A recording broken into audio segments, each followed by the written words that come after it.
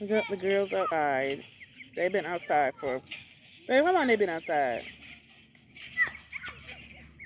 They had to be out here for a good hour. This is their little runner. And soon they will be... boys on the trampoline. They'll be getting their chicken coop up. Hey, Ruby. Yeah, that's... Rexy then got some black in her, too. Oh. And I said, Rexy done got some black in her. It's crazy because Sophie got some brown in her too. Sophie, even though she like creamy, the one back there, she got some brown in her. You see her top of her head. Mm-hmm.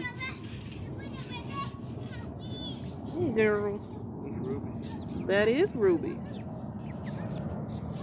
Coming close, she's with.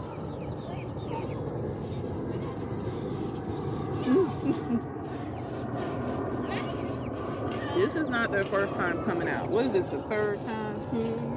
I was trying to get it, but my phone was actually broke at the time when we took them out for the first time. But they did pretty good. They was a little scared at first, but they're definitely comfortable. Ooh, girl. Yes. Oh, they're playing. All right.